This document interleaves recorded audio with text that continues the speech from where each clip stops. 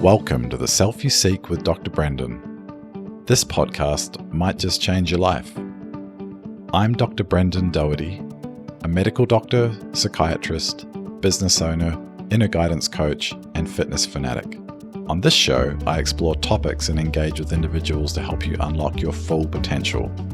My mission is to support your journey towards self-actualization, complete well-being, and a life aligned with your authentic needs.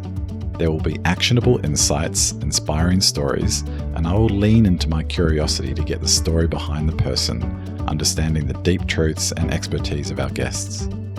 Get ready to feel empowered, and, if you desire, some information that might just change your life. And a quick reminder, this podcast is not a substitute for medical or mental health advice and should not be treated as such. The content here is for informational purposes only. Always consult with qualified medical and therapeutic professionals before making decisions related to your health and mental well-being. And now for the show.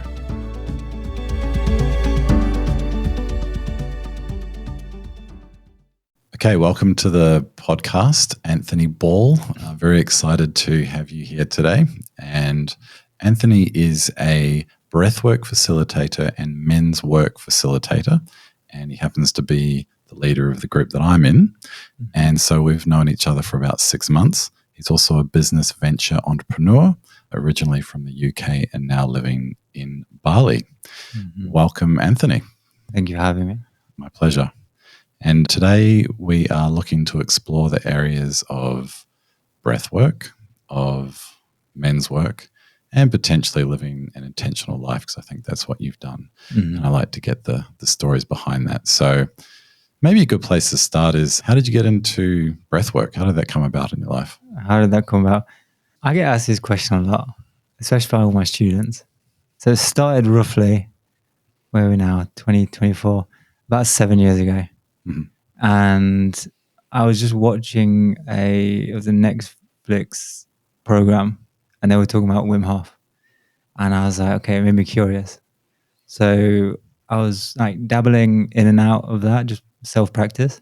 Had a few pretty like deep experiences, but never went too far into it. And then what happened was I went through a breakup, and I had all these just like overwhelming emotions. It's been the first time where I'd ever gone through such a strong experience, and I had no idea what to do. And I was going to friends and to family and to other people to try and like get help. But it was just like everything I was saying was wrong. I was just like pushing everyone away. So I decided to go deeper into breathwork.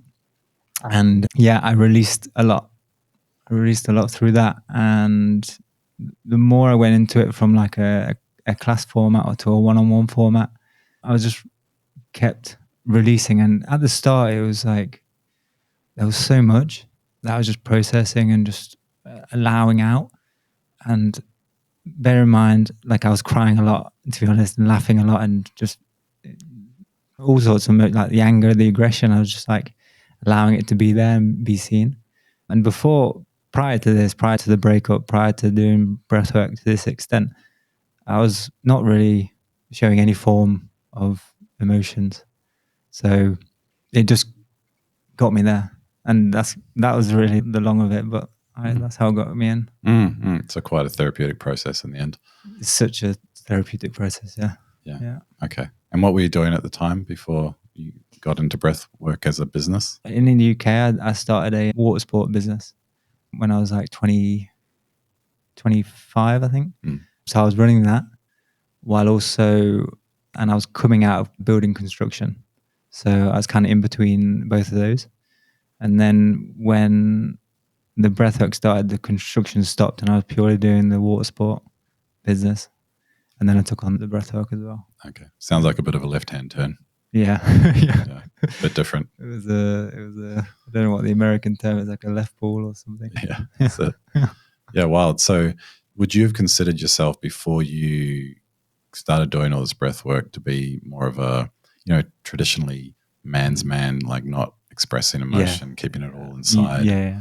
There was always a part of me that felt like I was isolating myself because I felt trapped inside.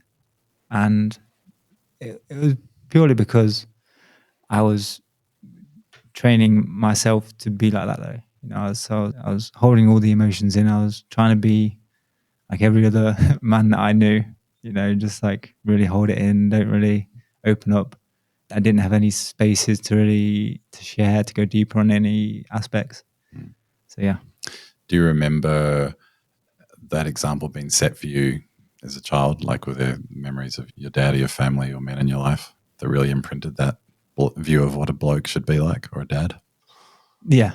I have memories, and there's many memories that I've spoke about, not necessarily in our men's group, because I've come in that as more of the leader aspect, and I've done a lot of my processes before that in other men's groups that I was in. But mainly because when I first got into men's group was like 4 or 5 years ago. And when I first got into that, there was a lot of processes that we were going through, and that kind of brought up new memories that I'd kind of forgot about. And even talking more with my parents around that kind of helped triggers more memories as well. So some good, not so good, and so on. But yeah, for sure, I remember a lot of memories of growing up, especially with my father. He was the main male figure, along with my older brother as well. Can you explain for the audience sort of what the theory behind breathwork is and how it might lead to an emotional release like that, or get into deeper parts of your consciousness? Mm-hmm.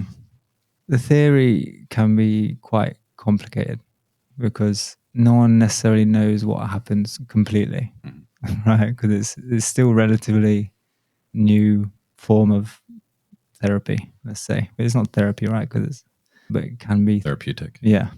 But essentially, the body starts to go into as we start to breathe, as we start to be in control of our breath consciously and breathe that deeper breath and increase all the oxygen levels and start to decrease the carbon dioxide levels, the parasympathetic nervous system starts to trigger in. So the body and the deep cells of our body start to relax. And as we start to relax, typically at this state, all the emotions that we have held on to for so long can be released.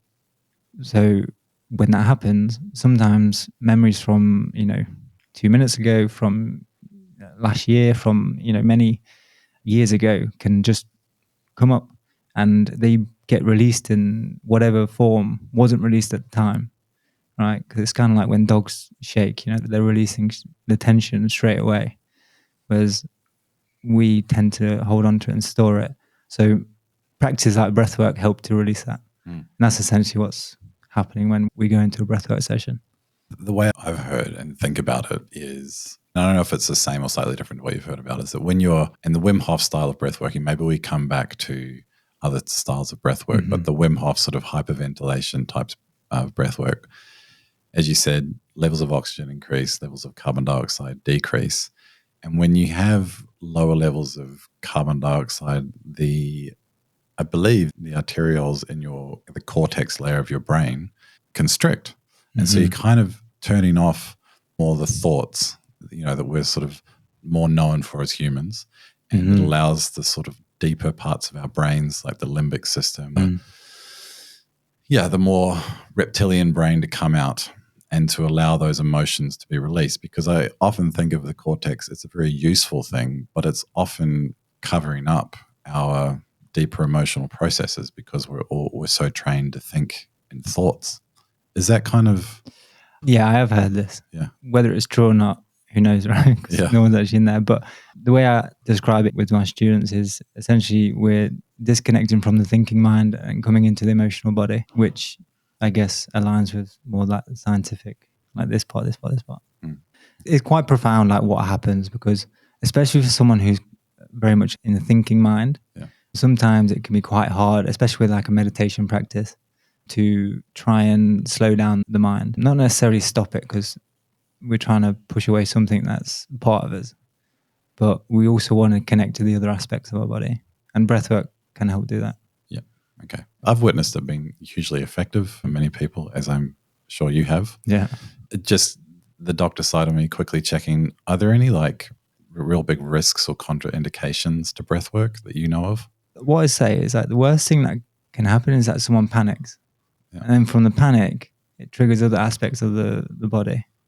So they do, especially more in the Western side of the world, right? They have a list of like, okay, if you have asthma, don't do it. If you have a heart condition, don't do it. If you have a breathing issue, don't do it. Or at least go to your doctor to see if it's okay. In all of those times, I've had people come to me and we've done a session and we just do a different style of breath work and we go step by step.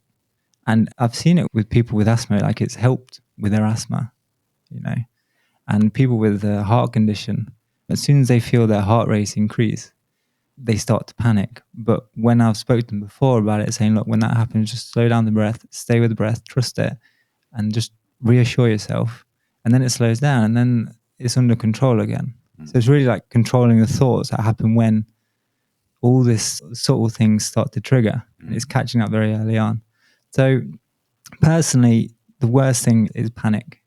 But me as a facilitator, and I think this should be for all facilitators anyway, but they should, especially for people new into breathwork, is go through the possibilities of what may not happen, right? And just reassure them that it's normal and just to trust.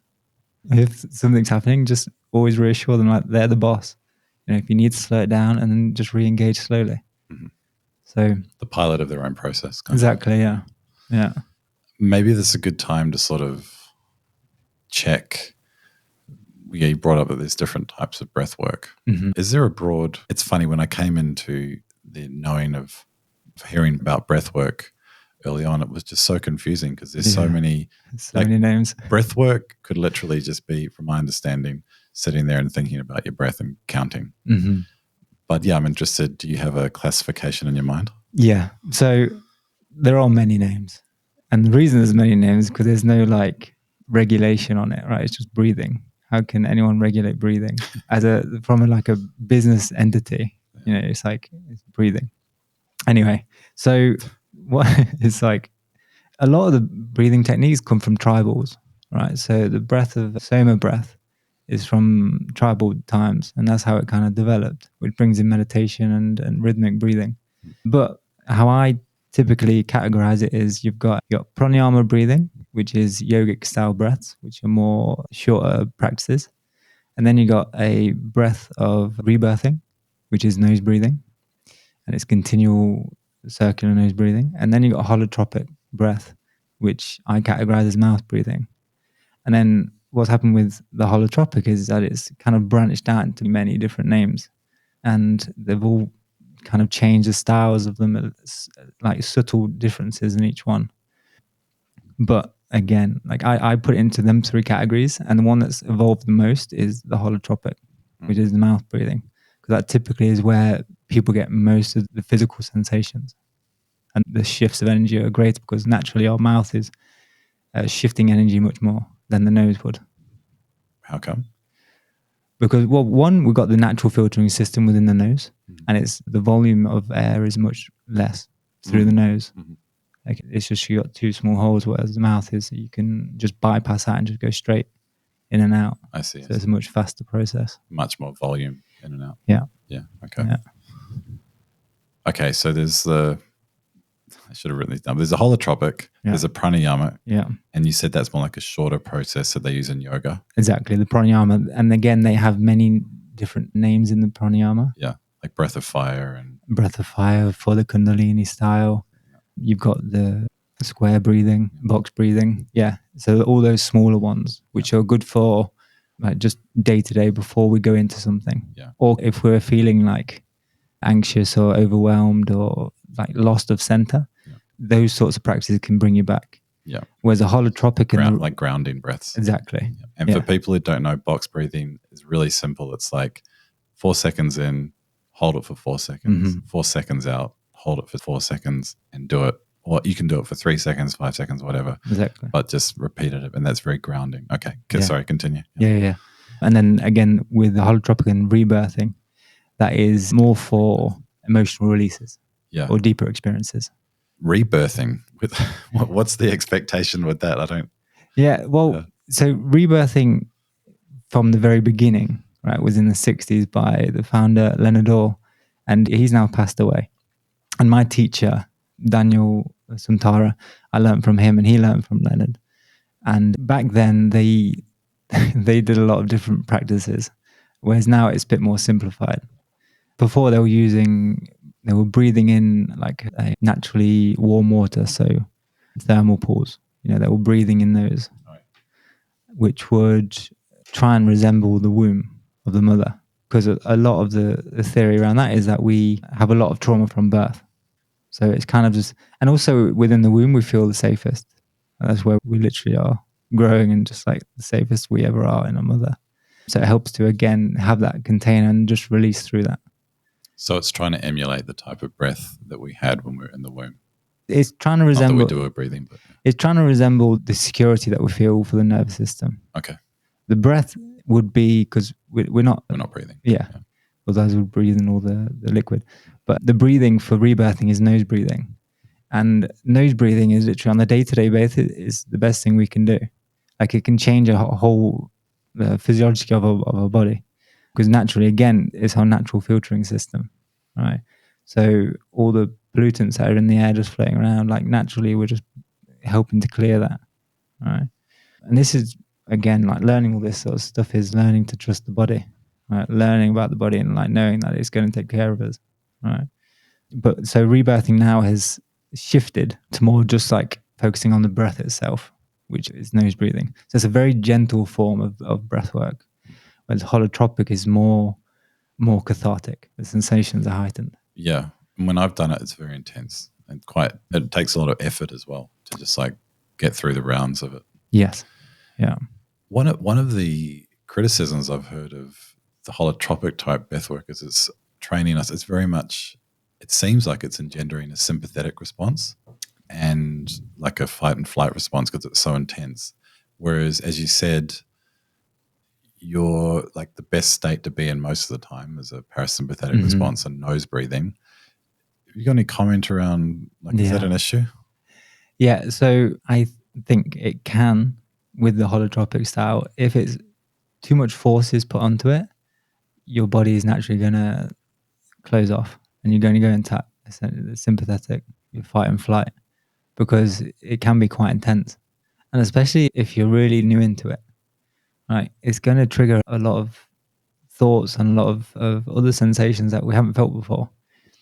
And it can lead us down that path. So that can, and again, that's where the panic can come in, right? So, and this all comes from the facilitation, right? How it's facilitated, how it's put across.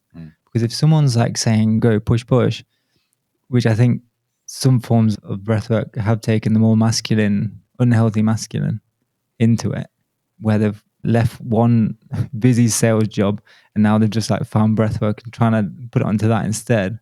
And they bring it on all to their clients as well. Can be unhealthy, yeah. And it's just gonna close off all the cells of the body. You're not gonna release. You might be screaming and crying, but it's just that's gonna be a more traumatic experience than an actual releasing experience. Whereas you can still do holotropic just without necessarily the force. We don't have to go through the whole session fast-paced breathing. Like, go with the style of breath, see how it goes, and just go with the flow of what it feels for the body. If it feels good to slow down, slow it down. If it feels good to go a little bit deeper, breathe a little bit deeper, but don't force it. At the moment you start to force it, it's like energetically there's a barrier being put within the body. I understand that. Yeah. So it's like it's a process where you are sort of over breathing, but if the energy behind it is overdone, then it can be too much or damaging, particularly if you need the opposite, which is to sort of have a bit more of a gentle practice. Because what can happen, for instance, like if you're doing the faster paced breathing and you're going through an emotional release and you still decide to keep pushing through that with a faster paced breathing, you're not going to get the release. But in that moment, if you slow it down and be with the emotion, still focusing on the breath, but a slower paced breath, you're going to go with a more gentle aspect. You're going to come with more compassion to the experience. And instead of essentially trying to avoid it to a point, right? You're being with it and just allowing it yourself to process it. Whatever memories that might be, maybe there's no memories, maybe there's thoughts to it, maybe there's no thoughts, maybe it's just the emotion itself. But we're still just being with it and coming to it with gentleness. and we can allow it to release through that. Yeah. I understand. Mm-hmm. That's really cool. Thanks for the explanation. Have you ever met Wim Hof, by the way? No. Yeah, like I even booked, this was just before COVID times, like in I think it was in March 2020, like I booked an event to go with him because he was in the UK and I was going to go to him with an ice bath. Yeah. And then it got cancelled because of COVID stuff. So I was not meant to be. What a shame. It would have been interesting. It'd been great. Yeah. He seems quite crazy. Yeah. You know? Yeah. Like I respect his work and I can see the value of breathwork, but I'm wondering if he's like done too many sessions. Like someone who's done too many psychedelics. Yeah. Right. I don't know. He seems like someone who's very alive. Yeah. Right. That's true. But if you look at who he is, he's an extreme athlete. He loves pushing things to the extreme. So, maybe that's come into his breathwork as well. Right. And is it healthy or not healthy? I don't know. But he likes to push his limits. Yeah. And he's helping a lot of people, which is great. Yeah. But yeah, he seems very full on. You can't say he's not passionate. And no. Like the things he does is unbelievable. Yeah. And I don't know how old he is, but he's pretty old now and he's still going strong. Yeah. He leads these walks out in the middle of nowhere with no clothes on. Right. Like he's Kilimanjaro and he's everything. a machine. Yeah. Yeah. Unbelievable. Because he works with the ice bath, right? So, and rebirthing works with hot. So there's the two contrasting as well. Okay. Right. So this is why rebirthing went with heat. Heat is expansion. So it brings things apart. So when we've got a muscle injury or something like that, we want to release it. We just like go into the heat. And if we've got more of an injury that is a swollen that needs more compression, we'll go into the ice. So again, and this is why I think there's uses of both. There's no like, this is better than this is better. Like holotropic and rebirthing are both useful. The same with cold exposure and heat exposure. They both have their place. Yeah. It's just when they're taken to the extreme, it can be the unhealthy aspects. Same with kind of anything. And it does kind of draw those people that do the extreme things. Yeah. And I've seen that. I've seen a lot of videos being promoted, like sponsored videos being shared around breathwork. And you can see them sharing videos of people screaming in their breathwork session. And people are drawn to it. Yeah. Like the extreme people, they want the fireworks, they want the party, and they think, well, that's going to be amazing. Let's just like have that. But rumor has it that at some of the breathwork sessions around here, they actually have to prepare people not to scream anymore because there's so many people that go to these sessions and do the screaming. Yeah. And it does look quite cathartic, but it's obviously quite distracting for those around. And I wonder how much it needs to actually occur, personally. Yeah. How much is it actually helping? Or how much is it for a show? Yeah. I think in my classes, I've stopped it to a degree because the way I teach it, I don't need to say it. And the way I introduce the breath and the way I hold the space, I don't need to say it. But I used to, especially when I first got into breathwork, I used to say, look, this in a class format, it's not a place for screaming. If you're going through a strong emotional experience, just try and be with it. Really focus on the breath and express it through the exhale. Right? And try and release it through the exhale. If you don't feel the release during this session, it can take multiple sessions, or we can work on a one-on-one format and we can go into other aspects. But screaming, and I like the philosophy of rebirthing. So screaming in any form like is more like, it's more violent than it is gentle.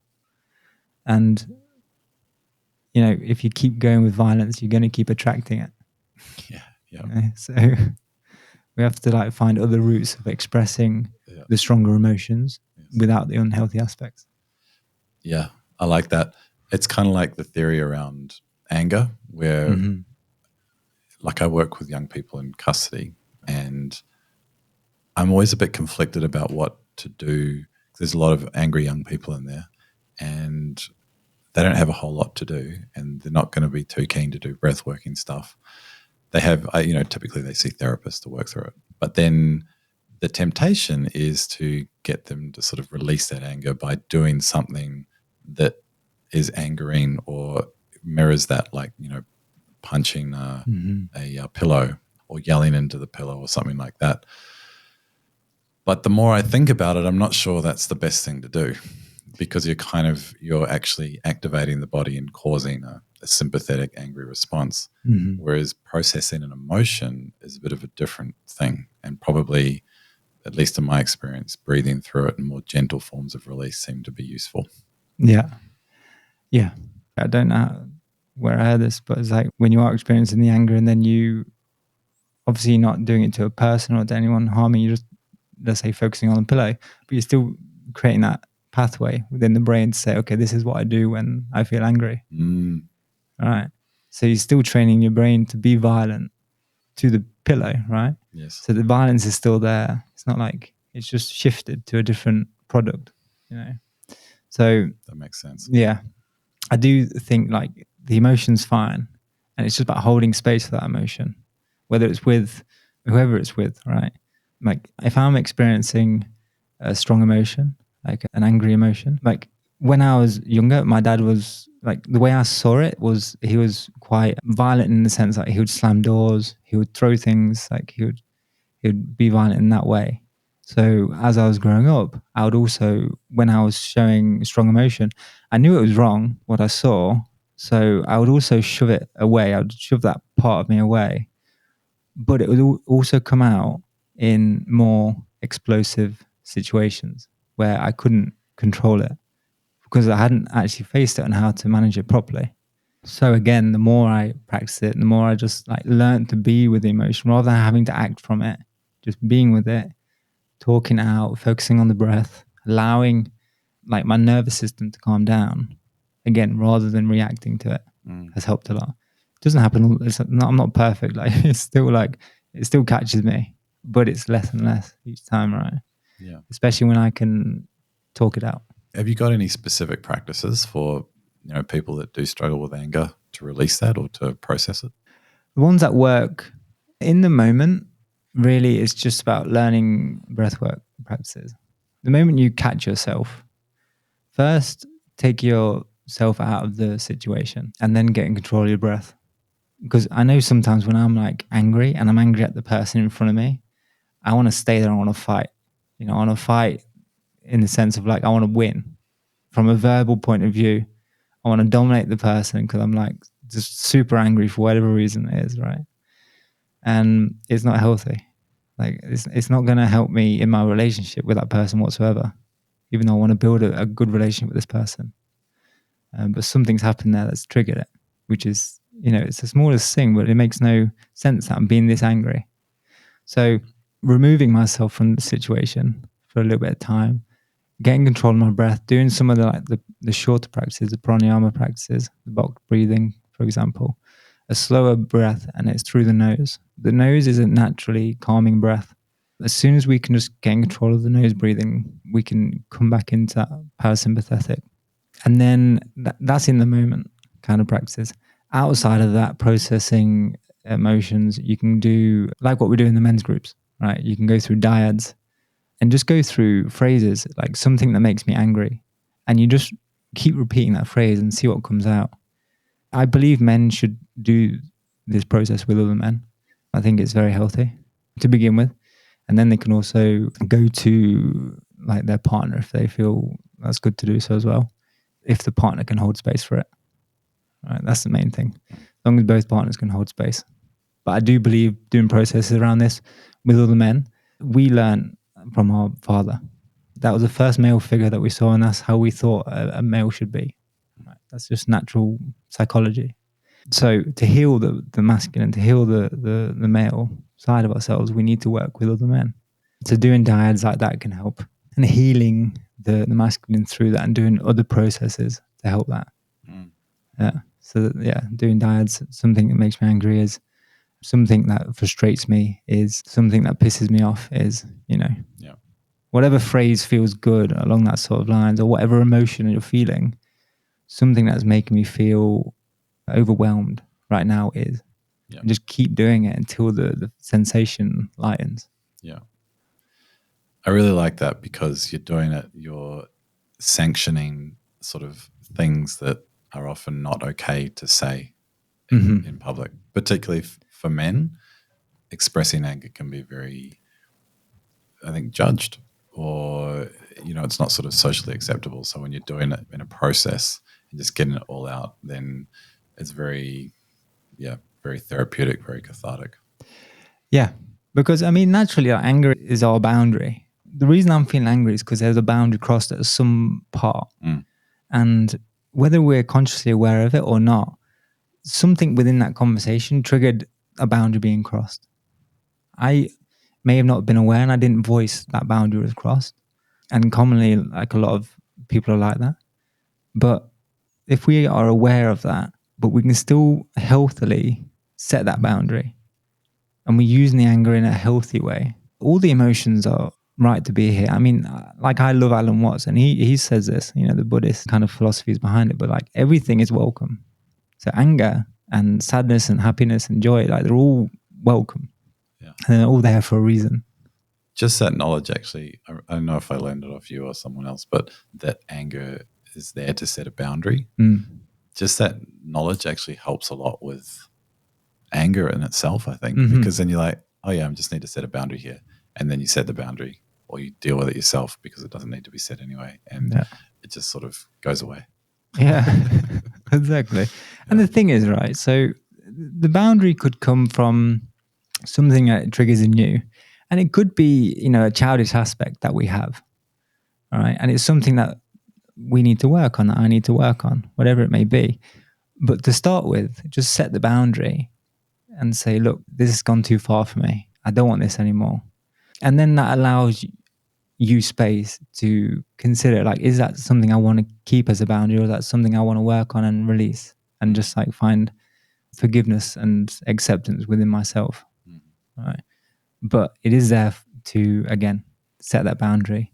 Figure out, just when you feel it, just be aware, okay, there's something being crossed there.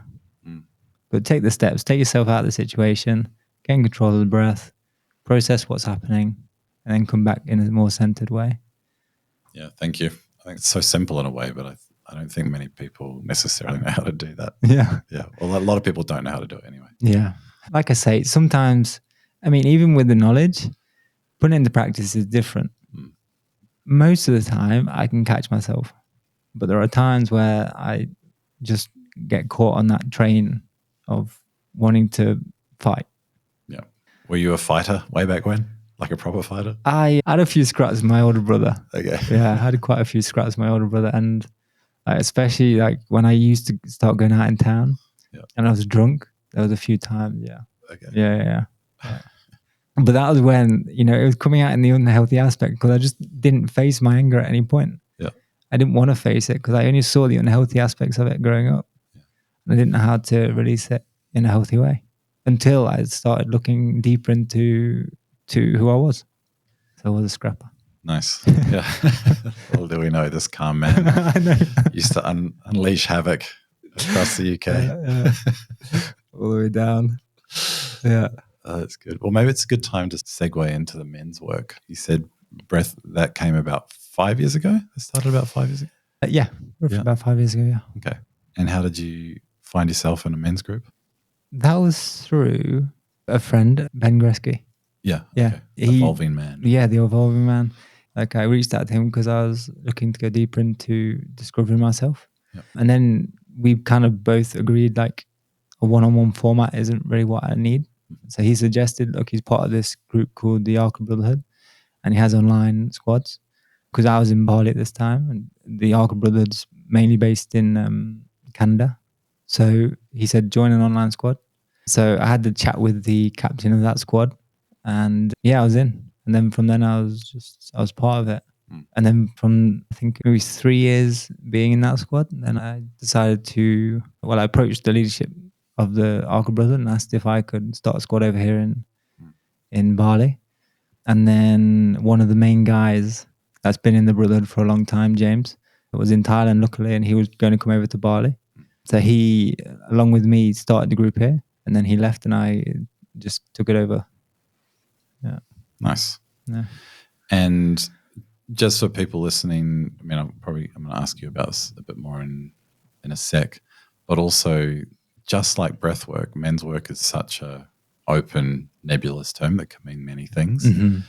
I know in some places there's things like in Australia, there's things called men's sheds where people who get a bit lonely go along to sort of just keep busy and do things and do woodworking. And then on the other side of the coin, there's rigid psychotherapy where you're in a group of people and it's run by a psychotherapist, and it's got a real, like I guess the basis is in psychotherapy, but this kind of format that you're part of and that you've come is somewhere, I see it as being somewhere in the middle. Like it's not actually, it's not classed as therapy, and it's not just like a group of dudes hanging out. Yeah. It's a group of men getting together to, I guess, evolve as people and to work on themselves. And it does actually have in this particular format, have lineage from someone that, it's kind of, they say it's Jungian, and it works off the archetypes that he talks about, but it's not actually therapy itself. But could you expand a bit more on the basis for this? What are people trying to achieve in these groups? Yeah. So the core of it is working on the masculine, right? So it's men coming together and being real, essentially. But what the Arka Brotherhood really focuses on is the group of men coming together and building that safe container, building a strong container, and then going deeper into ourselves. So we want a space that is, first, it has to be a safe container. So we have to build trust within each of the men. And then from there, we start to open up, we start to share stories of what's going on for us. And maybe within those shares, we are wanting just to be heard. Maybe we want some advice, maybe we want some feedback, reflections, because maybe we're a little bit confused on like what direction to take and what action to take in that moment. So like the open shares. And then beyond that, we go into other aspects. We go into the father, we do father's shares, we look into the shadow aspects of ourselves. So we go through dyads, like what we were touching on before around the anger aspects. So we go through all the areas that typically we might feel more shameful of. And that typically is around sex, around anger, around violence, around finances, around purpose, our purpose in life. And then beyond that, we also use structures of like what you were talking about with the archetypes. So we look at the king, warrior, magician, lover archetypes. And we look at the child forms and that and all the shadow aspects and how it goes into the child. And then from the child, it goes into the adult form and the shadow aspects of the adult form. And then from there, we look at all forms, all four of those archetypes. So I get all the men to look into that so we have a common language. And we can use the archetypes to help us within our lives. Right? So if we need, maybe we're lacking a little bit of the warrior energy, right? Or we haven't got much compassion. Right? So we need to look more into the lover. Maybe we're following too much. So we need to look more into the king and start making our kingdom, right? So, and the magician, maybe we just need to get some more creativity going here. So how can we bring more play into our lives? So it's using them to find balance and just continually use them. And also part of the Brotherhood, the Arka Brotherhood, Phil Mitzelberger, he's like the founder, right? And he has a lot of history. Like he went with Osho and other teachers and he's done it for many years. And he's still part of the Brotherhood and he does like meetings a couple of times a week with all the leaders and not weeks, throughout the years. And he shares his knowledge through that. But yes, he has a 14-point code for the Brotherhood, again, for the men to kind of look through and say, okay, this is an area that I need to find a little balance in. Maybe it's like, what's a good code? Like finding the Holy Grail. It's like basically your purpose. Like what am I giving in life? Where do I feel fulfilled? And like, this is like why I'm here. Like that spark, you know? Or it's the other one, like passion versus compassion. Right? Maybe someone needs a bit of like motivation and kick up the arse to get things going. Or if they're in more of a challenging time, maybe they just need a little bit more compassion. So again, find that balance and know when to do which one. So yeah, that's kind of summarizing. Yeah, no, that's great. That's great. So I think for some people, the word brotherhood brings some negative connotations. And it was I was a bit cautious just when I heard that. But I was like a cult. Yeah. Right. Or like, yeah, exactly. Or like hardcore, like political ideology or anything like that. I'm pretty sure there's none of the sort in this, but is there anything controversial in these? I mean, not in the Arka. No. Yeah. But like the thing is, like they have, and I've seen it. Like there's people outside of the Brotherhood that say it's a cult. Yeah. Just randomly, like with nothing about the actual brotherhood itself. Yeah. They just name it a cult. Yeah. So because all the like titles like captain and the word brotherhood and all that, I think gives it that flavor a little bit. Right. But sorry, anyway. Yeah, I never personally had that feeling towards it. Yeah. But I know, words trigger differently for different people. Yeah. So yeah, my personal opinion, like I never actually felt, I was always like, free will, It's like, oh, this isn't working for me, so I'm going to step out. Or like, I was loving it the whole time and could see and feel the benefits for myself. That's all I really focused on. Yeah, I hear you. It's a meeting every week. Like, it's not like you give your soul your salary or bow down to whatever. Yeah. 100 USD a month. That men, it's not a lot of money, but it's putting your skin in the game is what they say. It's like you're being part of the team and each man is putting in. Because they're doing that because they want to be there and they want to grow. And it also allows for the men that feel like when it's enough, it's like a cutoff.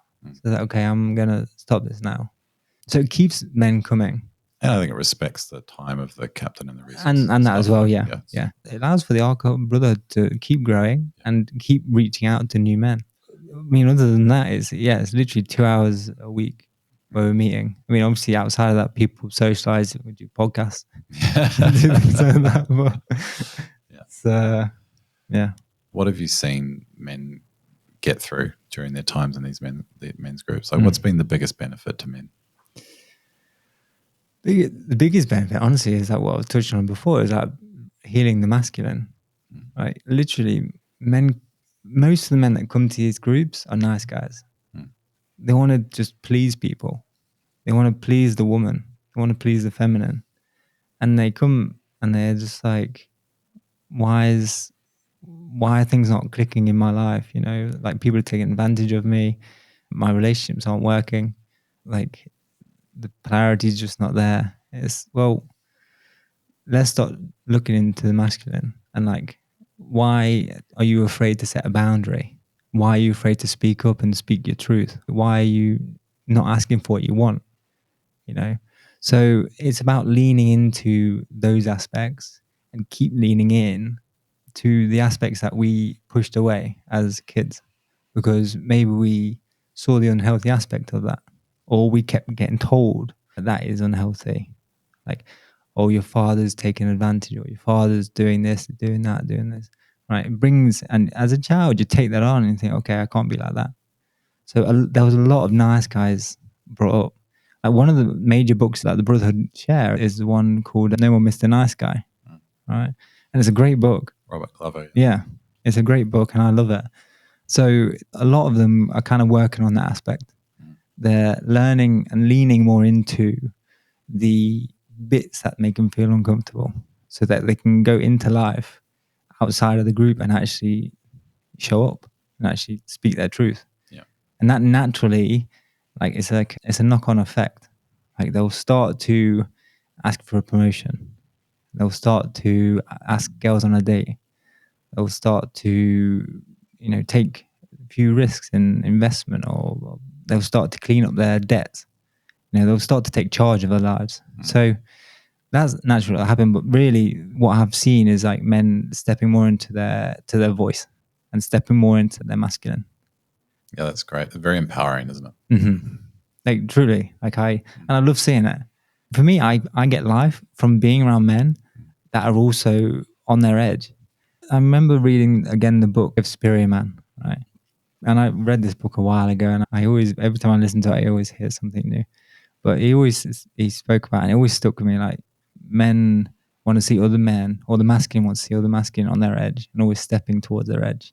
That's where the growth is. And I feel that. And when I'm aware of that, I know when I'm around a man who's full of life, and that draws me to that man. Just energetically, I'm drawn to it, right? But if I see a man that is more sucking energy, it pushes me back, right? And I'm more cautious around that man because, I'm cautious around conserving my energy. I want to have a unified partnership where it's going to bring life into both of us. Reminds me of this statement. Some people are fountains and some people are drains. Well, yeah. It's a very simplistic thing, but it just came to mind. So you notice that even within, like with friendships with men, you'll notice whether their energy is sort of sucking or pulling you along. Yeah. Yeah. Okay. Like I'll notice how I'm feeling. Yeah. And there's been friendships from my childhood that are no longer really there. Yeah. And I noticed it when I went back this time to Europe.